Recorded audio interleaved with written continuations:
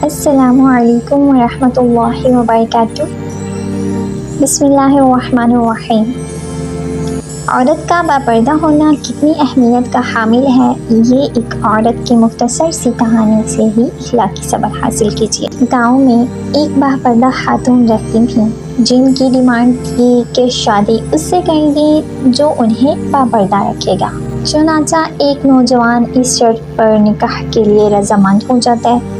दोनों की शादी हो जाती है, वक्त गुजरता रहता है, यहाँ तक कि एक बेटा हो जाता है। एक दिन शौहर कहता है कि मैं सारा दिन खेतों में काम करता हूँ, खाना खाने के लिए मुझे घर आना पड़ता है, जिससे वक्त का ज़्या होता है। तुम मुझे खाना खेतों में पहुँचा दिया करो। बीवी राज़ी हो जाती है। वक्त गुजरते गुजरते एक और बेटा हो जाता है, जिस पर शौहर कहता है कि अब गुजारा मुश्किल है, तुम्हें मेरे साथ खेतों में हाथ बटाना पड़ेगा। यूँ वो बापर्दगी से नीम पर्दे तक पहुंच जाती है और तीसरे बेटे की पैदाइश पर उसका शौहर मुकम्मल बेपर्दगी तक ले आता है। वक्त गुजरता रहता है, यहाँ तक कि औलाद जवान हो जाती है। एक दिन यूँ ही बैठे बैठे शौहर हंसने लगता है।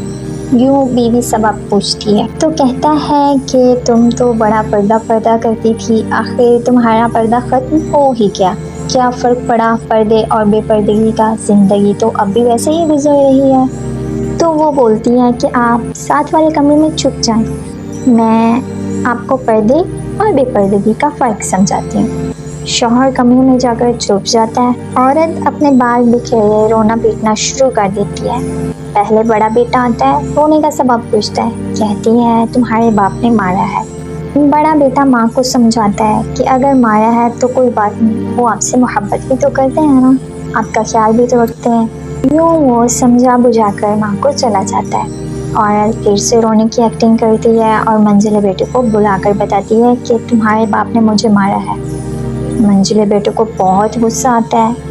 वो बाप को बुरा भला कहते हुए माँ को समझा बुझा कर चुप करवा के चला जाता है। आखिरकार औरत यही ड्रामा छोटे बेटे के सामने करती है। छोटा बेटा तो गुस्से से आग बबूला हो जाता है और ज़ोर ज़ोर से गालियाँ बकते हुए डंडा उठाता है और कहता है कि अभी बाप की खबर लेता हूँ। फिर औरत शोर को बुलाकर बोलती है कि पहला मेरे पर्दे के वक्त में पैदा हुआ तो उसने आपका पर्दा रखा, दूसरा नीम पर्दे के ज़माने में पैदा हुआ तो उसने आपकी आधी लाज रख ली, जबकि तीसरा जो मुकम्मल बेपर्दगी के ज़माने में पैदा हुआ तो वो मुकम्मल तौर पर आपकी इज्जत का पर्दा उतारने गया है। हासिल कलाम पर्दा औरत का। लिहाजा हर मुस्लिम बहन से गुजारिश है कि अपने पर्दे को हमेशा कायम रखें, खुद को हमेशा बापर्दा रखें। अल्लाह ताला ने औरत को पर्दे में रहने का हुक्म दिया क्योंकि आप अनमोल हैं, इसलिए अपने आप की इज़्ज़त कीजिए।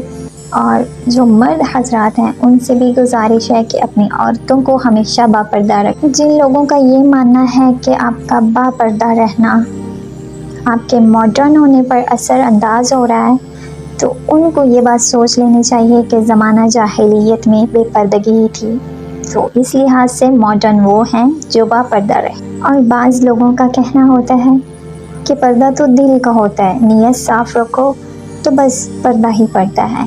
तो उन सब के लिए ये जवाब एक बार सोच लें कि उम्महातुल मोमिनीन और हमारी जितनी भी सहाबियात गुजरी हैं, उनसे ज़्यादा बढ़कर नीयत और दिल साफ़ किसी का भी नहीं हो सकता और उनसे बढ़कर आँखों का पर्दा कोई भी नहीं कर सकता।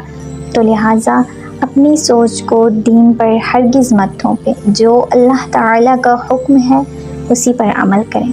अल्लाह पाक हम सबको अमल की और नेक अमाल की हिदायत और तौफीक दे। आमीन सुम्मा आमीन।